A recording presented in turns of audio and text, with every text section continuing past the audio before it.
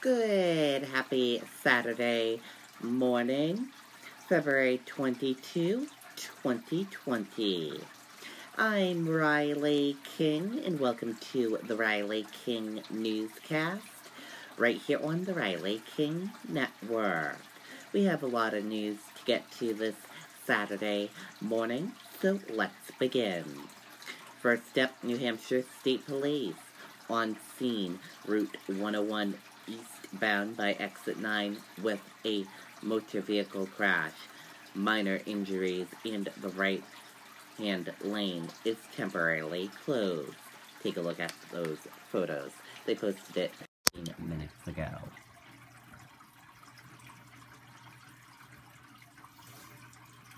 And here's a look at the photos, as you can see from the scene.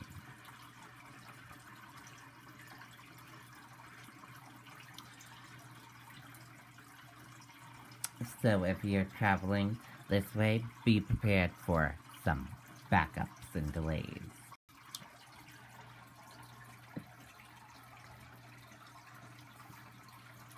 Two people seriously hurt in head-on crash in Seabrook. Route 107 closed for nearly 4 hours. Take a look at this photo.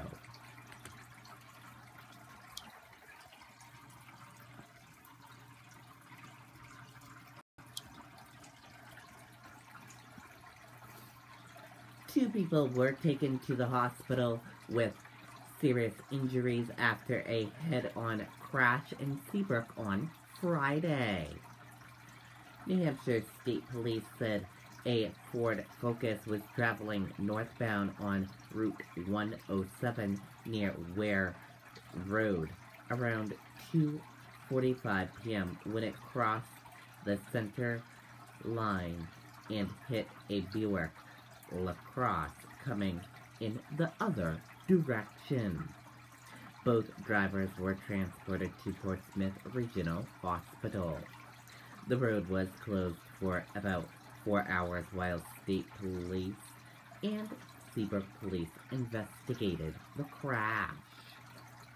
State police said it's not known why the driver of the Ford Focus crossed the center line.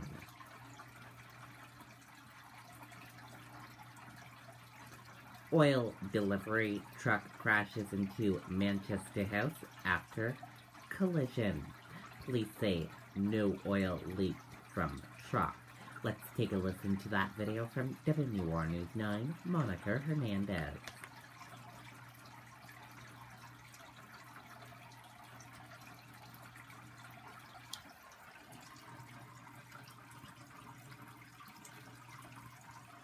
The New Hampshire Department of Corrections has immediate openings for corrections officers. Apply today.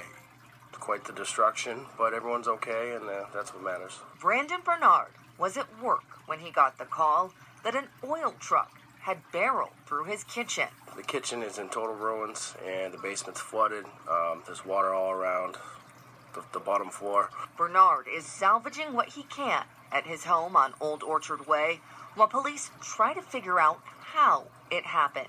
They say it all started around 1:15 Friday, when the oil tanker and a Toyota going opposite directions on South Mammoth Road somehow slammed into each other, sending the truck on a crash course. The truck spun off the road, crashed into the house. Police say the man driving the truck and the woman behind the wheel of the Toyota, both taken to the hospital. As I understand it, they were both alert and speaking. The company that owns the truck says the driver was out making deliveries. They say after the crash, he was nauseous and dizzy. His passenger's face and hands struck by shards of glass. The extent of the other driver's injuries, unclear. All of it leaving neighbors stunned. I was sitting down eating lunch, heard the noise outside. It almost sounded like a toolbox falling over or something like that. It was a lot of loud metal noises. While everyone involved recovers, Bernard is picking up the pieces. We're trying to salvage as much as possible and go from there. Police say no oil leaked from the truck. Their investigation into what caused the crash continues tonight. Okay, and there you go on that video and that report. 2 fire trucks, pickup truck involved in crash in Manchester. 9 taken to area hospitals. Injuries considered minor, officials say. Let's take a listen to that video from WR News 9, Mike Cronin.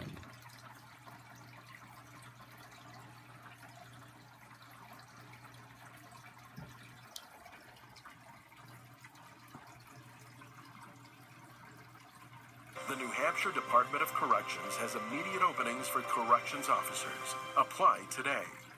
One emergency leads to another Friday afternoon. 2 Manchester fire trucks were heading to what ended up being a minor porch fire. But on the way there, they collided at the corner of Maple and Bridge Streets. Those are 2 big pieces of apparatus. When they collided, they were coming in 2 different directions. A stoplight and debris littered the busy intersection, which was temporarily shut down. 8 firefighters rushed to the hospital, but all of them have been released, treated for minor injuries. We'll have people investigating it. We'll get together and try to figure out what occurred, and hopefully this will never occur again. But these are very rare. A pickup truck was also involved. That driver's brother spoke to News 9 by phone. He's definitely visibly, shook and stiff, which is understandable. But, I mean, it could have been much worse. Gene Brown says his brother is now out of the hospital after the collision slammed into his pickup. He had pulled over to let the fire truck pass. He said that as he saw the truck coming, he did notice another fire truck coming in the other direction on the other street into the intersection. So he said that he literally just held the steering wheel and braced himself. Manchester Fire says both of its trucks are likely totaled, costing almost $2 million. We're going to have them all evaluated on Monday, and hopefully we have an idea where to go with this. But for now, we'll be okay. And it has been a busy and a difficult day for Manchester firefighters. Today, there was a funeral for one of its members who recently passed away. Reporting live in Manchester, Mike Cronin, WMUR News 9. Okay, and there you go on that video and that report. 2 people arrested after shots fired on I-89 during morning commute, police say. Police say callers described aggressive driving, shots fired from a moving car. Let's take a listen to that video from WMUR News 9, Ray Brewer.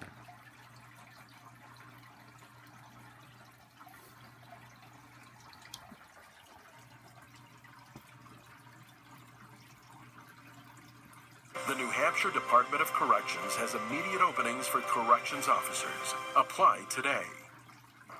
2 men are being questioned in connection with an incident on I-89 that happened shortly after 7 this morning. Reports of 2 vehicles driving aggressively and shots fired, called in by witnesses as it played out. Report of a vehicle that shot at another vehicle, 89 southbound from exit 6. Correction, now at mile marker 9, a white car shot at another vehicle. Caller was not involved, but he is still behind it. With the help of the public and those calling into our communications center, we were able to identify both vehicles and subsequently get both of them stopped. This silver Kia pulled over at the Park and Ride in Bow, a bullet hole visible on the driver's side. State police seized it as well as a white Chevy pulled over at a Park and Ride at the end of 89 South. We've identified those parties that are involved in each of those vehicles. We're confident that we've identified everybody that's been involved in this incident. Investigators continue to interview witnesses, including in Warner, where a police cruiser could be seen near a house where it's believed the incident began that escalated and continued onto the interstate. Fortunately, no one was hurt, but authorities say the fact that there were shots fired on a highway makes it incredibly dangerous for anyone around. It certainly escalates it to put the public in a situation that's, can be pretty scary for them at that time. It's not clear if or when the announcement of arrests or charges could be made, but what is clear is that this could have gone much differently. We're live in Bow, Jennifer Crompton, WMUR News 9.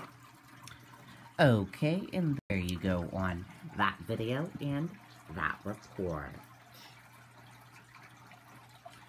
Granite's Gators warned about increasing bear activity. Availability of acorns may keep bears awake. Let's take a listen to that video from WMUR News 9, Andy Hirschberger.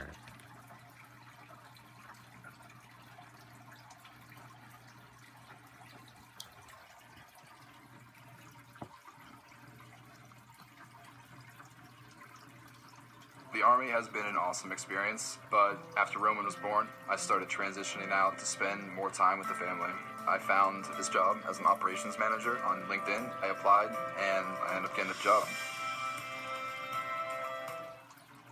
Relatively mild temperatures combined with limited snowfall in the southern part of the state are acting like an unexpected alarm clock for bears, who are stumbling out of their dens looking for a snack. So it's not totally unusual for bears to come out in the wintertime, especially winters like this where we've had kind of milder winter conditions. Fish and game officials say one of the big problems are these, acorns, and lots of them. In a cold, snowy winter, bears can wake up but go back to sleep if they can't find much to eat. But with little snow, they have no trouble finding food and may meander around for a while. Bears aren't actually true hibernators, so they can wake and go back out and get food and then go back in and den up for an extended period of time. So just because they're up doesn't mean they're up for good. Bears typically hibernate from about November to April, but in a more mild winter it can be shortened from December or January until March. Any wildlife, you want to give them space because wild animals can be unpredictable. But bears really aren't overly dangerous. They're not aggressive. So if people give them the same amount of space they'd give any other wild animal, they should be totally fine. Officials are asking people to bring in their bird feeders and other food sources now instead of in the spring. Andy Hirschberger, WMUR News 9. Okay, and there you go on that video and that report.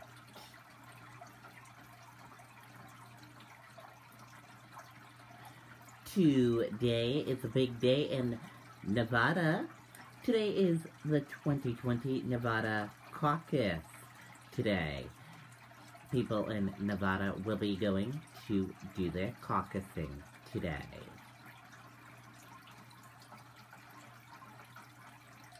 Michael Bloomberg announces he will release some women from non-disclosure agreements. Let's take a listen to that video from ABC News.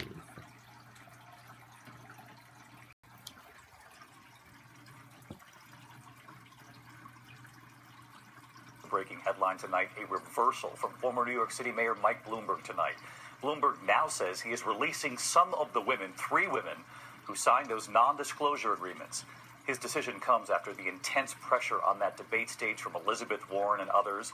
ABC's Mary Bruce tonight on the women who will now be able to share their story, should they choose to do so. Under enormous pressure tonight, an about-face from Michael Bloomberg, announcing he will release some women who filed complaints against his company from their confidentiality agreements. Bloomberg has been pummeled over the issue. Mr. Mayor, are you willing to release all of those women from those non-disclosure agreements so we can hear their side of the story?